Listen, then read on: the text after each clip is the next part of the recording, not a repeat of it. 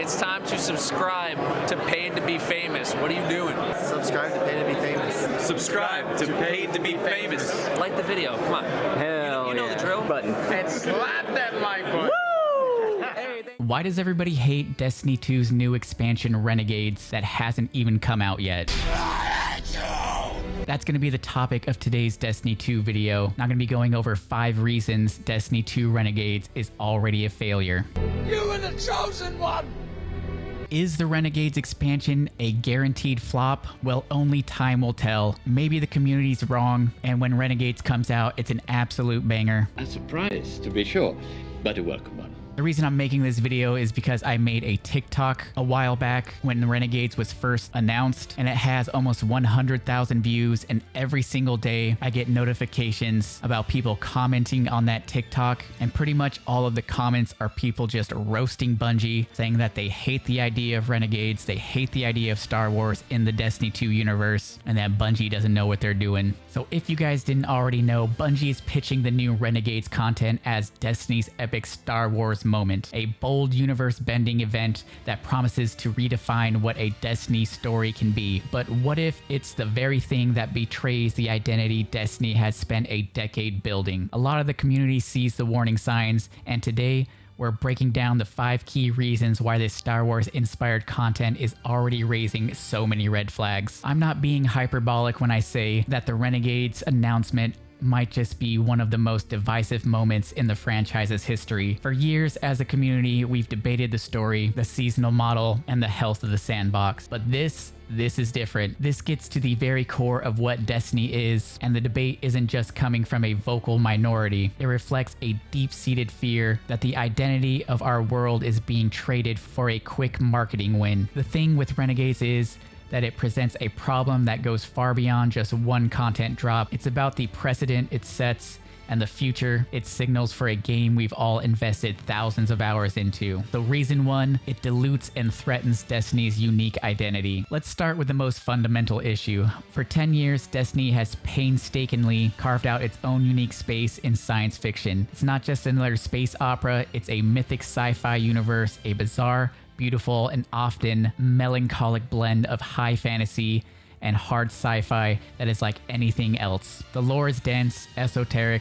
and it's ours. The introduction of Star Wars inspired gear, no matter how carefully Bungie claims it will be handled, feels like a threat to this. The community concerned, echoed across countless Reddit threads and Twitter replies, is that this move feels like Bungie has lost faith in its own IP. A lot of people online are kind of saying that they really don't like the concept of a game with such a rich, unique lore and tons of potential stories, making an expansion that takes a ton of stuff from another unique sci-fi setting. It just feels like unnecessarily cheapening the story, and that's the core of it. The players have spent a decade learning the difference between the Hive and the Vex, debating the philosophies of light and dark, and piecing together the history of the Golden Age. To suddenly have armor sets that look like they were pulled from a galaxy far, far away dropped into our world feels less like an homage and more like an invasive species. Bungie has always worn its influences on its sleeve, from Dune to 2001: A Space Odyssey, but the difference is that those were inspirations woven into the DNA of Destiny to create something new.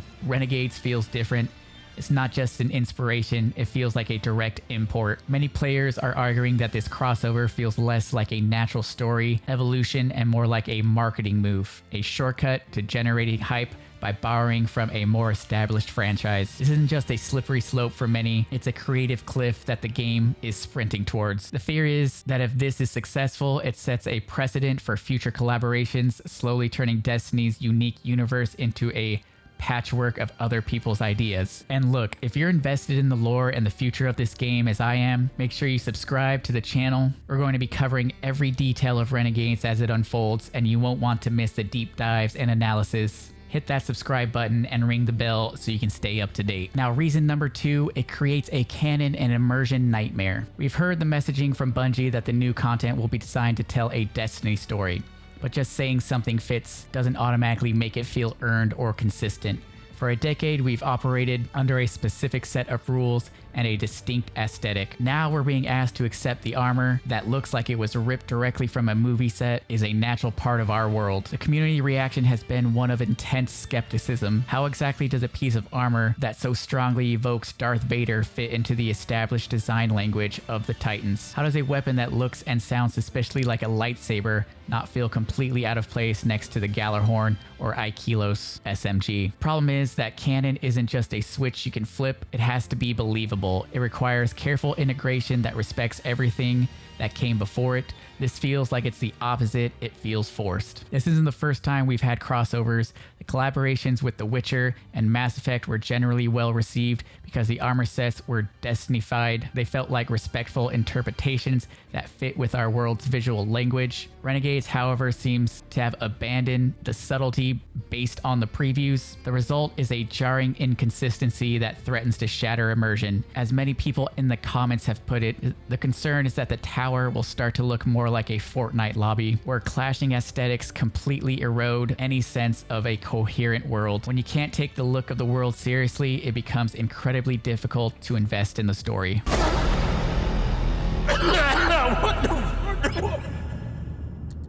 This leads us to our third reason. The visual and thematic clash is just too severe to ignore. Destiny's art direction is one of its greatest strengths. In a world of grandiose brutalist architecture, of flowing warlock robes inspired by ancient mages, and of chunky Titan armor that looks like it was forged from the hull of a colony ship, it has a vibe. The designs showcased for Renegades do not seem to share this vibe. The debate isn't just about Star Wars being in Destiny, it's about how blatantly it seems to be in Destiny. These armor sets don't feel like Destiny-fied interpretations of Star Wars characters. They look like cosplay that walked right into the tower. Seeing a Guardian who is a dead ringer for an iconic villain from the Star Wars universe standing next to Zavala doesn't just feel weird, it feels wrong. It breaks the visual contract that Bungie has maintained with its player base for 10 years. This isn't just a matter of taste, it has a direct impact on gameplay and narrative investment. We've seen players online already joking about how a Stormtrooper-inspired skin is perfect for their terrible KD ratio, which, while funny, highlights the problem. The crossover turns our Guardians into memes rather than legendary heroes in a living world. This visual dissonance creates a constant nagging reminder that you're playing a video game that just had a marketing deal. It pulls you out of the story and undermines the very world it is trying to build. The creative integrity of Destiny's world is being compromised, and for what? A temporary spike in attention that could cause long-term damage to the game's soul?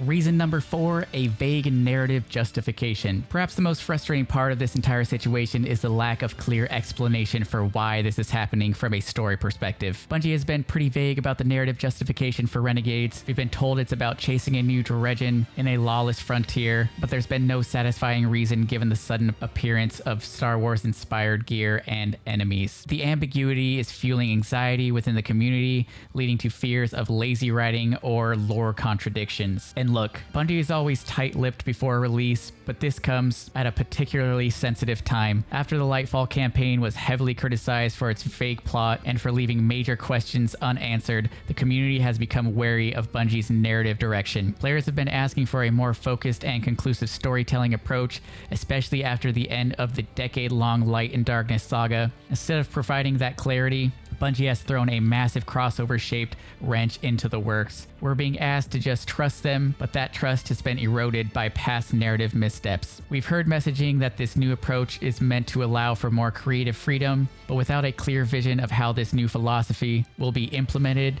it just sounds to many like an excuse to do whatever they want without regard for established canon. Are we heading towards a future where major IP can be dropped into Destiny for a season? Will the next expansion be a crossover with a fantasy series or a superhero franchise? The lack of clear communication has left long-term narrative direction of the game in serious doubt, and many veteran players are wondering if the core themes of Destiny will be preserved at all. I don't feel so good.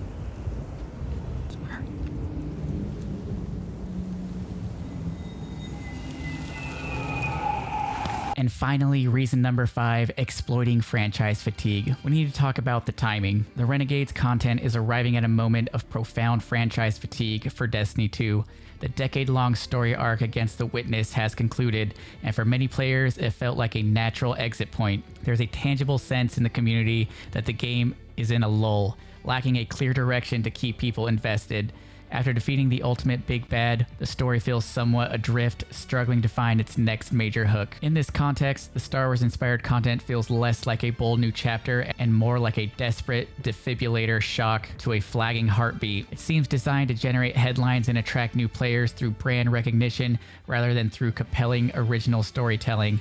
It's a move that prioritizes spectacle over substance, and it's a tactic that many in the community see right through. There's a feeling that this is a cynical business decision rather than a creative one. This approach is a massive gamble. Instead of addressing the core issues that are causing player burnout, like repetitive gameplay loops or lack of narrative momentum, Bungie is papering over the cracks with a shiny, recognizable IP. But what happens when the novelty wears off? If the underlying story is weak and the integration feels cheap, the crossover will only serve to alienate the dedicated long-term players who have kept this game alive. It sends a message that the loyalty of the existing community is less valuable than the potential for a short-term influx of new customers. It's a risky strategy that could easily backfire, leaving the game in an even worse state once the initial hype fades. So in conclusion, are these concerns overblown, or is this new content heading for a narrative iceberg? From a lore perspective, the warning signs are impossible to ignore. The threat to Destiny's unique identity, the problems with canon and immersion,